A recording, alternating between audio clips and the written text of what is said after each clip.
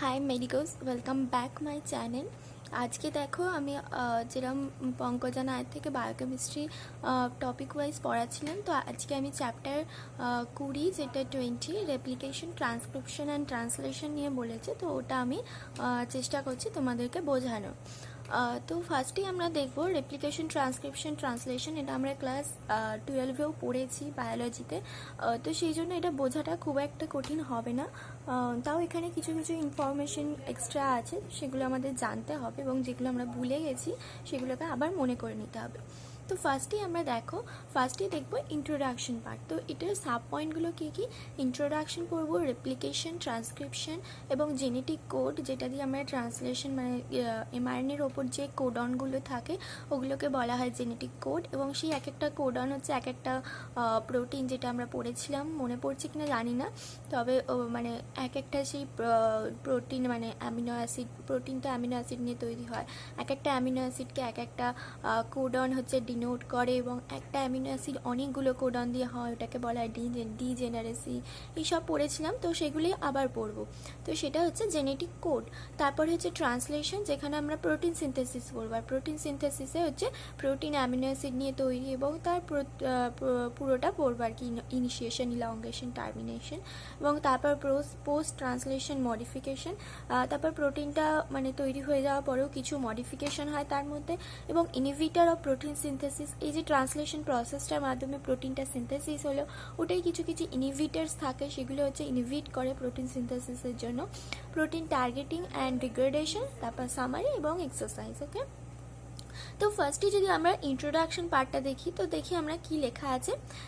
The important, আমি বলেছি কিনা ভুলে গেছি, এটা বইটা হচ্ছে পঙ্কজা নায়ক, যেটা আমাদের ফার্স্ট ইয়ার এমবিবিএসে এই বইটা ফলো করে, অনেকে অন্য বইও ফলো করে। যাই হোক, আমি পঙ্কজা নায়ককে এটা পিডিএফ থেকেই পড়াচ্ছি। তো ইন্ট্রোডাকশন পার্টে কি লেখা আছে? The important role of DNA in transfer of information in living cell formulated by Francis Crick is called the central dogma of molecular biology. তাহলে বলতে চাইছে কি, যে আমাদের লিভিং সেলে হচ্ছে ডিএনএর ইম্পর্টেন্ট রোলটা কি, যে ট্রান্সফার অফ ইনফরমেশন, মানে হচ্ছে একটা জেনারেশন থেকে আরেকটা জেনারেশন বা একটা সেল থেকে আরেকটা সেলে আমাদের যে ইনফরমেশনের যে ট্রান্সফারটা হয়, সেটাই হচ্ছে ডিএনএর আসল কাজ।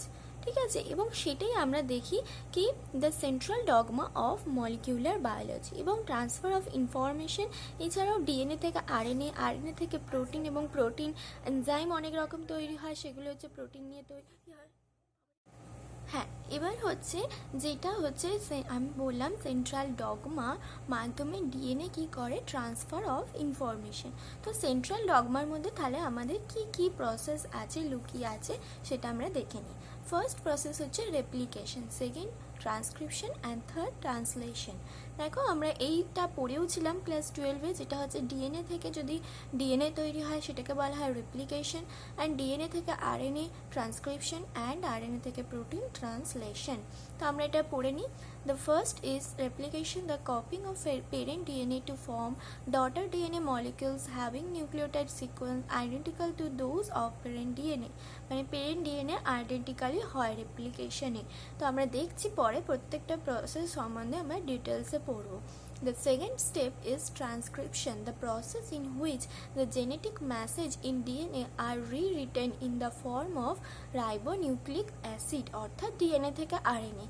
Transcription, the third step is translation, in which the genetic message coded by RNA is translated by the ribosome into the protein structure. অর্থাৎ আরএনএর মধ্যে যে কোডন ফর্মে যে জেনেটিক মেসেজটা লুকিয়ে থাকে, সেটা আমাদের প্রোটিনের মাধ্যমে ট্রান্সলেট হয়ে বেরিয়ে আসে, অ্যামিনো অ্যাসিড জয়েন হয়ে প্রোটিন তৈরি করে। তো তাহলে আমরা this flow of genetic information from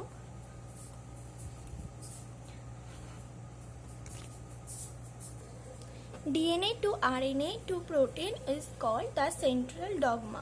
অর্থাৎ জেনেটিক ইনফরমেশনটা ফার্স্ট ডিএনএ থেকে আরএনএ আসছে, আরএনএ থেকে প্রোটিন আসছে, এবং এই যে প্রসেসগুলোর মধ্যে দিয়ে আসছে সেগুলি আমরা বলছি central dogma of molecular biology.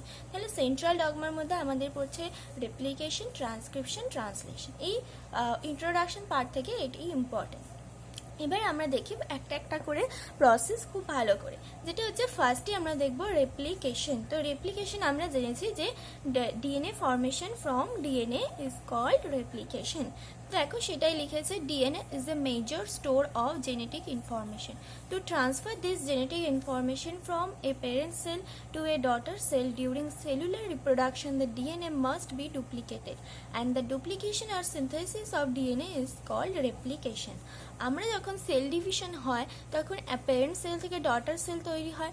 তো মানে সেল ডিভিশনটা কখন হয়? যখন আমাদের দেখা যায় যে সাইটোপ্লাজমটা, অর্থাৎ সেলটা তো গ্রো করে, তো গ্রো করতে করতে একটা নিউক্লিয়াস সাইটোপ্লাজমিক রেশিও থাকে, অর্থাৎ নিউক্লিয়াসটা মনে করো হেডের মতো, তো সেটা একটা সাইটোপ্লাজমকে কন্ট্রোল করছিল। এবার যখন সেলটা গ্রো করছে তখন সাইটোপ্লাজম বেড়ে যাচ্ছে, অর্থাৎ হেডটা কিন্তু একই আছে, অর্থাৎ নিউক্লিয়াসের সাইজটা এক আছে। এবার সাইটোপ্লাজমটা যখন বেড়ে যাচ্ছে তার পক্ষে সম্ভব হচ্ছে না যে অত বড় সাইটোপ্লাজমটাকে মানে নিয়ন্ত্রণ করা। তখন ও কী করছে, ও বলছে তাহলে আমি এটাকে ডিভাইড করে দিই, সাইটোপ্লাজমটাকেও ডিভাইড করে দিই, আর আমি যে নিউক্লিয়াসটা আছে ওটাকে আমি আরেকটা রেপ্লিকেট ফর্মে আরেকটা ডুপ্লিকেট তৈরি করে নিই এবং ওই সেলটাকে দিয়ে দিই। তাহলে কি হলো, অর্ধেক অর্ধেক হয়ে গেল এবং দুটোই ঠিকঠাক সাইজে চলে এলো, আবার নিউক্লিয়াস সাইটোপ্লাজমিক রেশিওটা ব্যালেন্স হয়ে গেল। তো সেই জন্য যখন আমরা সেলটা ডিভাইড করছি তখন অবশ্যই যখন নিউক্লিয়াসটা ডুপ্লিকেট হবে, নিউক্লিয়াসের মধ্যে থাকা ইনফরমেশন ক্যারি করে যেটা ডিএনএ, সেটাকেও ডুপ্লিকেট করতে হয়। এবং সেটা আমরা দেখেছি সেল সাইকেলে, যেখানে হচ্ছে ইন্টারফেজ এবং হচ্ছে আর একটা আছে মাইটোটিক ফেজ। তো ওই যে ইন্টারফেজের মধ্যে আমরা দেখি জি1 জি2 এই ফেজগুলো থাকে, তার মধ্যে এস ফেজে কিন্তু জি1 ফেজে হচ্ছে আমাদের যে প্রোটিন এবং এনজাইম লাগে সেগুলো হচ্ছে তৈরি হয়, আর এস ফেজে হচ্ছে রেপ্লিকেশন হয়, যেখানে হচ্ছে ডিএনএ হচ্ছে এই ডিএনএ সিনথেসিস হয়, অর্থাৎ সেল সাইকেলের জন্য। আর এস ফেজটা যখনই হয়ে যায়, অর্থাৎ ডিএনএ সিনথেসিসটা খুব এনার্জি লাগে এবং প্রচুর এটিপি খরচ হয়ে যায়। তো সেই জন্য বডি যখন প্রচুর এটিপি খরচ করে তখন সেল সাইকেলটা মানে কমপ্লিট হবেই। তার আগে অ্যারেস্ট হতে পারে কিন্তু তার পরে অ্যারেস্ট হয় না সাধারণত। তো সেই জন্য এস ফেজটাকে কিন্তু মানে এস ফেজটা একটা নির্ধারণ করে কি সেল সাইকেলটা কমপ্লিট হবে কি হবে না। তাহলে ডিএনএ সিনথেসিসটা আমাদের কোথায় হচ্ছে, সেটা হচ্ছে এস ফেজে। This method of DNA replication results in semi conservative mechanism in which each replicated duplex daughter DNA molecule contains one parent strand and one newly synthesized strand। মানে যে ডিএনএটা আমাদের ডবল স্ট্র্যান্ডেড থাকে, ওই ডবল স্ট্র্যান্ডের মধ্যে double স্ট্র্যান্ডেডটা খুলে যায় এবং দুটো স্ট্র্যান্ড আলাদা হয়ে যায় এবং দুটো স্ট্র্যান্ডের আবার হচ্ছে আর একটা করে নতুন ওর স্ট্র্যান্ডটা হচ্ছে তৈরি হয়, সেটা দেখাচ্ছি পরে। তো সেইভাবে যে নতুন দুটো ডিএনএ তৈরি হলো তাতে একটা থাকে প্যারেন্টাল ডিএনএ আর একটা হচ্ছে নতুন ডিএনএ তৈরি হয়। তো এইভাবে দুটো ডটার ডিএনএ হচ্ছে তৈরি হলো। এবারে আমাদের রেপ্লিকেশনটা হচ্ছে প্রোক্যারিওটিক, জানি প্রোক্যারিওটিক অর্গানিজম হয় এবং ইউক্যারিওটিক অর্গানিজম হয়। তো প্রোক্যারিওটিক অর্গানিজমে কি হয় আমরা দেখব এবং ইউক্যারিওটিক অর্গানিজমটা আমরা ছোট করে পড়ব। তাহলে আমরা প্রোক্যারিওটিক রেপ্লিকেশনে দেখো, ফার্স্টলি আমরা যেটা দেখছি, replication in prokaryotes is much better understood than replication in eukaryotes, অর্থাৎ প্রোক্যারিওটসের রেপ্লিকেশনটা খুব ভালো করে বোঝা যায়। যেটা হচ্ছে আবার দুটো প্রসেসের মধ্যে খুব যে ডিফারেন্স আছে তা নয়। যেমন দেখো, basic requirement and components of replication are the same for prokaryotes as for eukaryotes. Therefore, an understanding of how prokaryotes replicate provides the understanding of how eukaryote replicate. অর্থাৎ মানে দুটো প্রসেসেরই কিন্তু কম্পোনেন্ট যেটা আমি বলবো, বেসিক রিকোয়ারমেন্ট যেটা বলবো রেপ্লিকেশনের জন্য, সেই দুটো কিন্তু সেম। তাই জন্য প্রসেসটাও সেম কিন্তু আবার সেম নয়, অর্থাৎ মানে আইডেন্টিক্যাল বলা চলে কিন্তু সেম নয়। তাই আমরা যদি প্রোক্যারিওটসের প্রসেসটা আমরা দেখি তাহলে আমরা ইউক্যারিওটসের প্রসেসটাও কিন্তু বুঝতে পেরে যাব। তো তাহলে আমরা রেপ্লিকেশনের ফার্স্ট, যেটা আমাদের যদি এক্সামে কোশ্চেন আসে তাহলে আমরা রেপ্লিকেশনের ফার্স্ট পয়েন্টটাই লিখব যে হোয়াট ইজ রেপ্লিকেশন, অর্থাৎ ইন্ট্রোডাকশন দেবো রেপ্লিকেশনে। তো সেখানে আমরা লিখব the process by which DNA replicates itself. The process by which DNA replicates itself is called replication or DNA synthesis. এটা হলো ইন্ট্রোডাকশন পার্ট। তারপরে আমরা লিখবো, তারপরের পয়েন্টটাতে লিখবো যে মানে ক্যারেক্টার কিছু লিখতে হবে, সেই পয়েন্টটাতে আমরা লিখবো it's a semi conservative mechanism করে আমরা এটাও লিখতে পারি। সেমি কনজারভেটিভ মেকানিজমটাকে ড্যাশ দিয়ে লিখতে পারি, in which each replicated duplex daughter DNA molecule contains one parent strand and one newly synthesize strand. কেন সেমি কনজারভেটিভ মেকানিজমটা বললাম পরের পয়েন্টটাতে। তার পয়েন্টে আমরা লিখবো তার ইম্পর্টেন্স কি, মানে ডিএনএ কেন রেপ্লিকেট হচ্ছে। তো সেই ইম্পর্টেন্সটা হচ্ছে যেটা আমি এই ফার্স্ট পয়েন্টটা, যেটা হচ্ছে আমাদের ইনফরমেশনটাকে প্যারেন্টাল থেকে ডটার সেলে নিয়ে যেতে হবে। সেই জন্যই আমাদের ডিএনএটা আমাদের নিউক্লিয়াসটাকে ডুপ্লিকেট করতে হবে, এবং নিউক্লিয়াসের ভেতর ডিএনএ আছে, তাই ডিএনএটাকেও আমাদের ডুপ্লিকেট করতে হবে। অর্থাৎ জেনেটিক ইনফরমেশনকে পেরেন্ট সেল থেকে ডটার সেলে নিয়ে যাওয়ার জন্যই আমাদের ডিএনএ রেপ্লিকেশনটা ইম্পর্টেন্স লুকিয়ে আছে। ওকে, তাহলে আমাদের ফার্স্ট 3টে পয়েন্ট হয়ে গেল।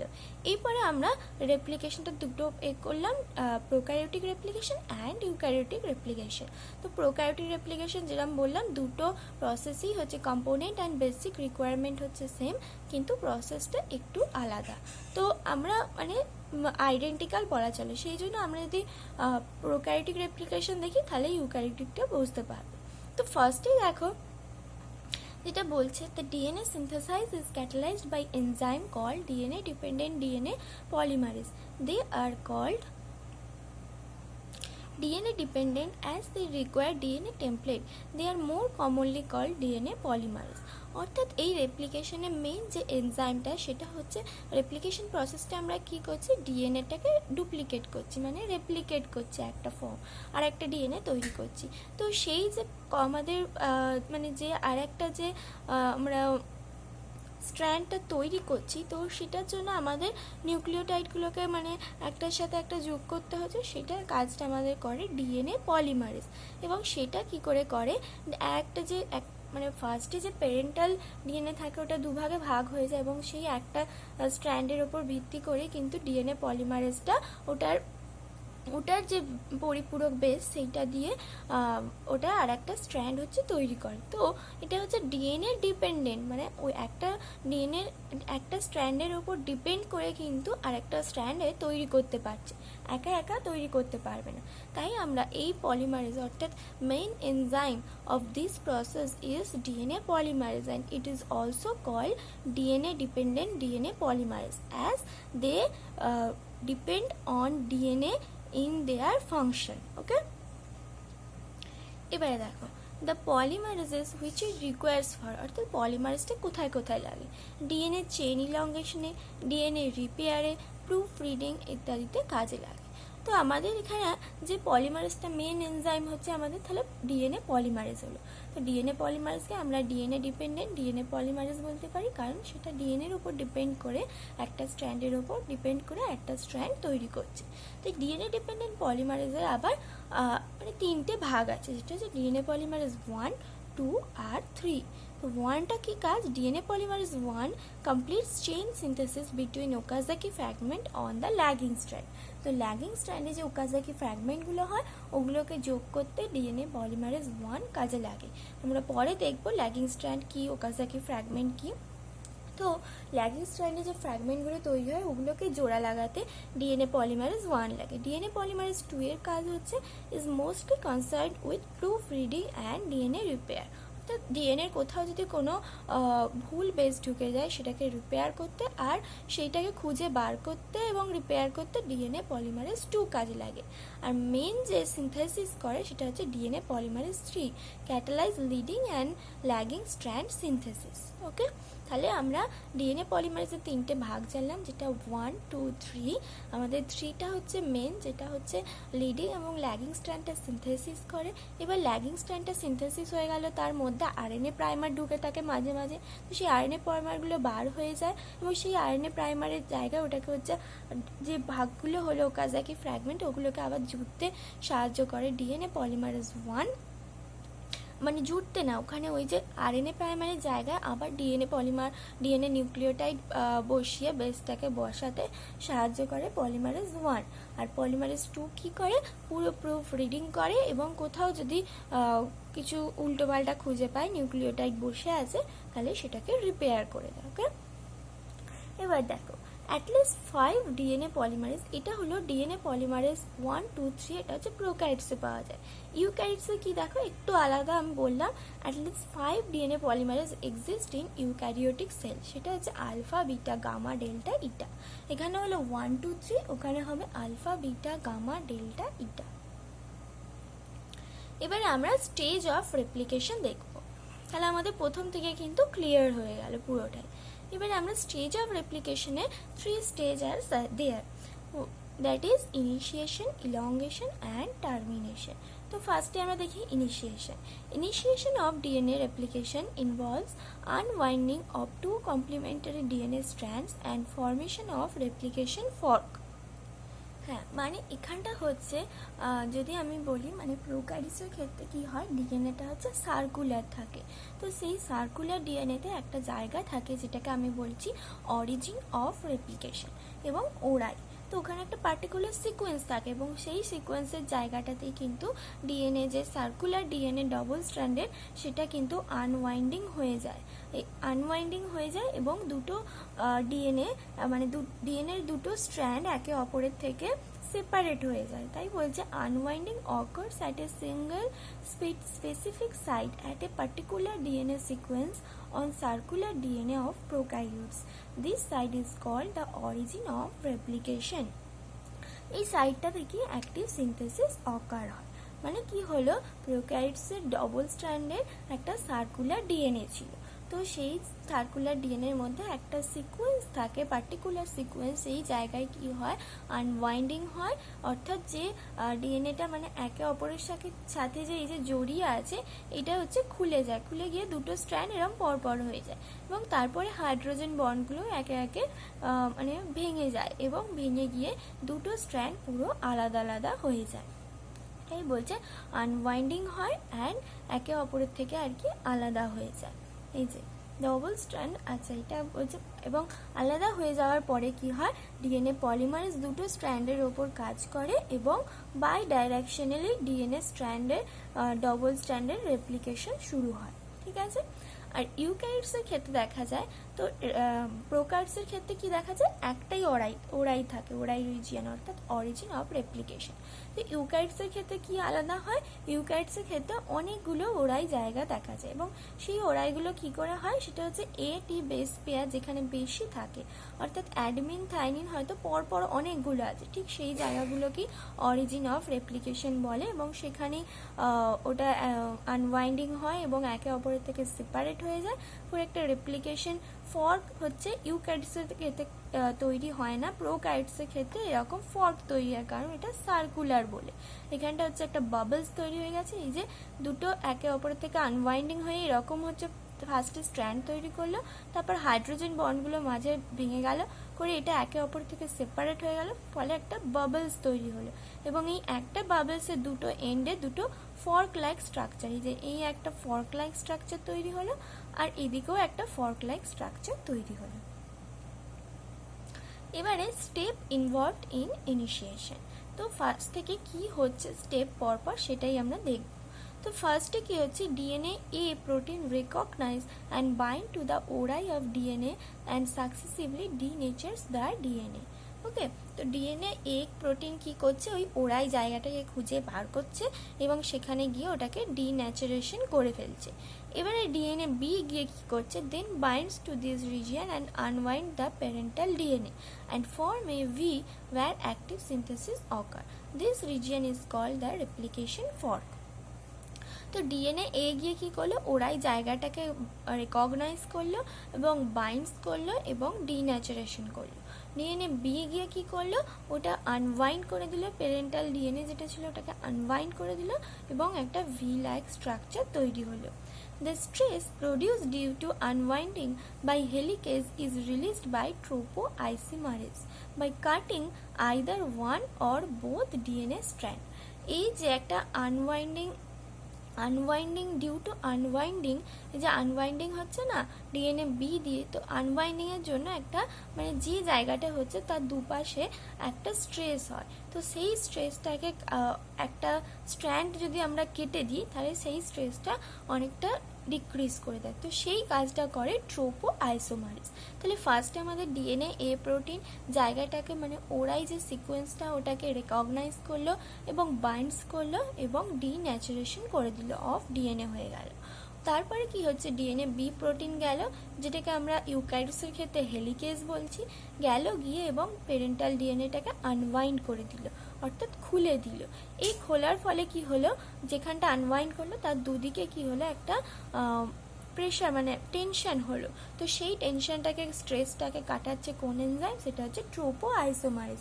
কিভাবে, ওই দুটো বা একটা যে কোনো either one or both DNA স্ট্র্যান্ডকে কাটিং করে ওই স্ট্রেসটাকে কমিয়ে দিল।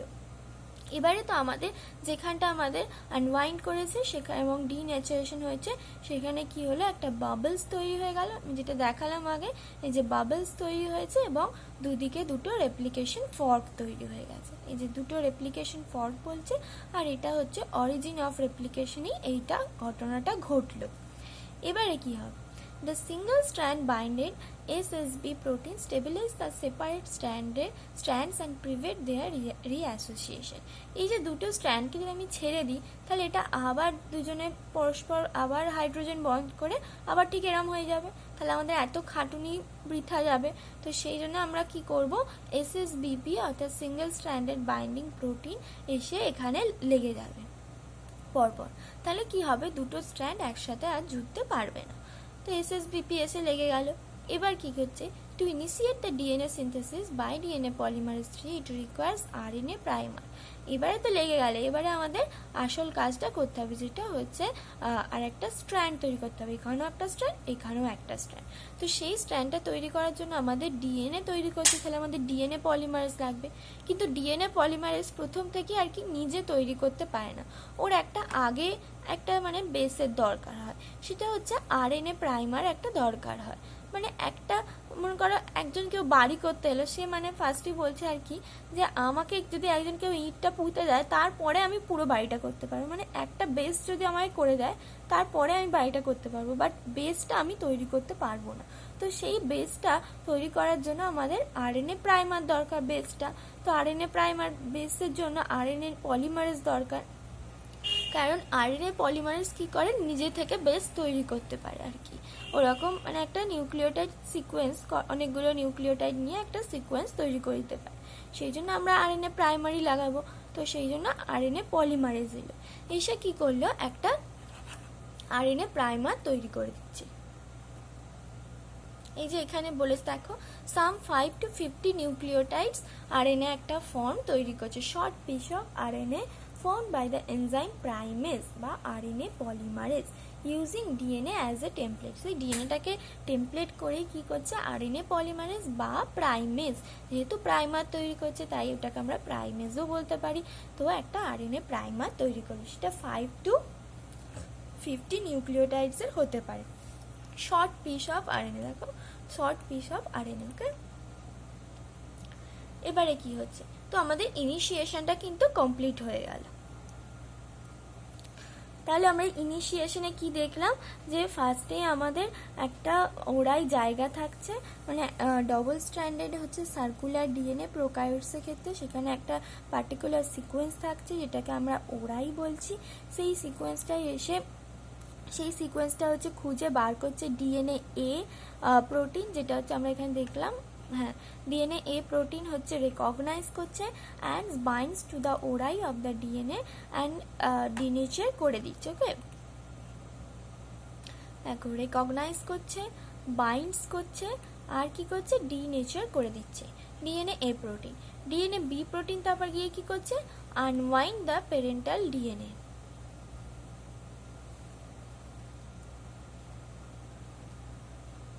Unwind the parental DNA.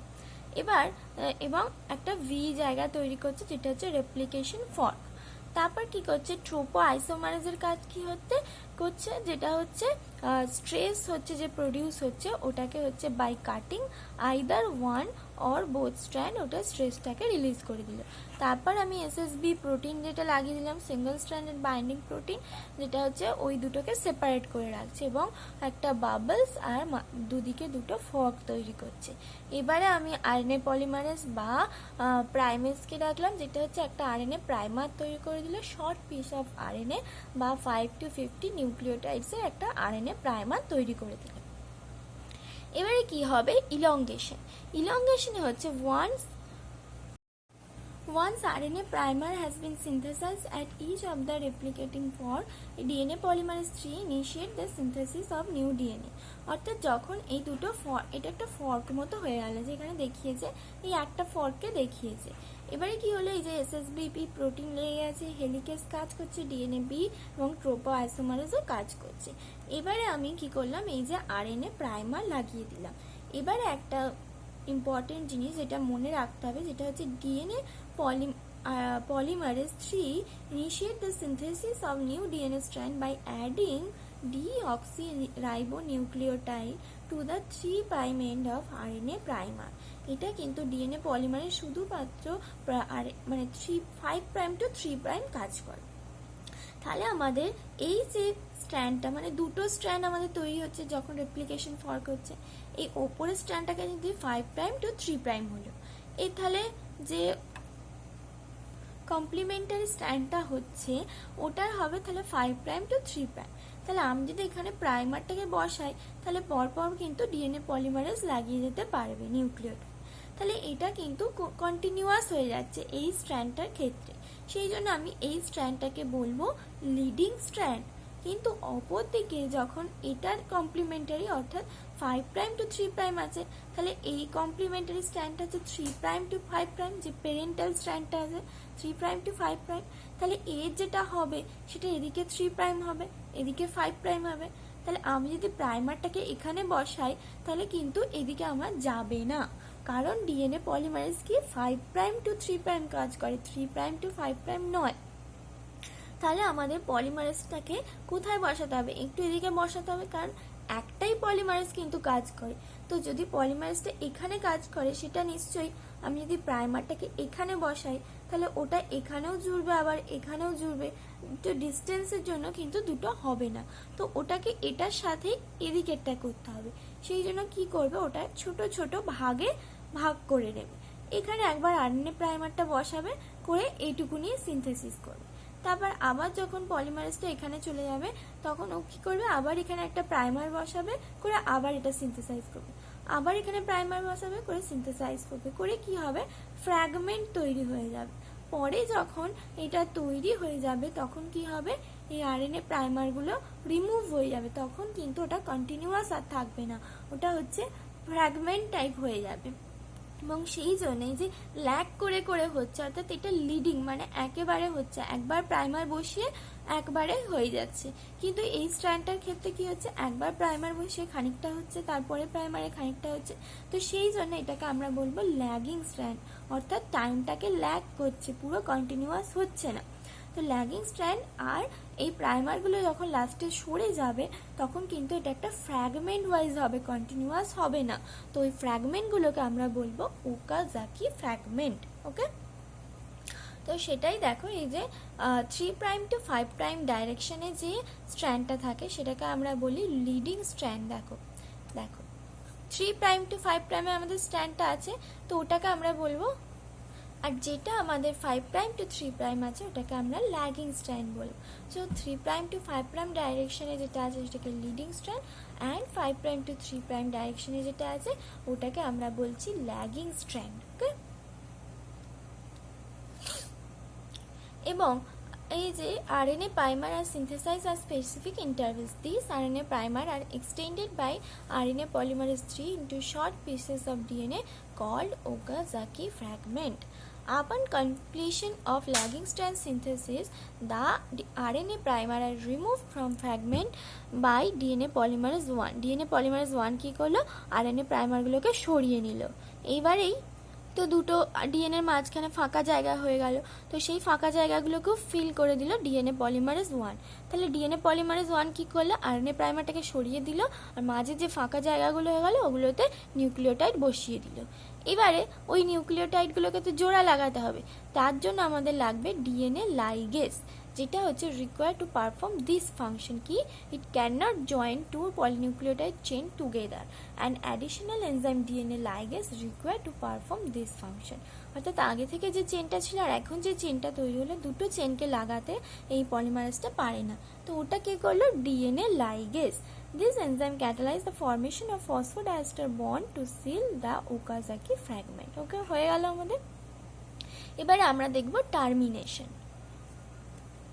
তো আজকে আমরা ইনিশিয়েশন অ্যান্ড ইলংগেশনটা পড়লাম, টার্মিনেশনটা আমরা পরের ভিডিওতে পড়বো, ঠিক আছে?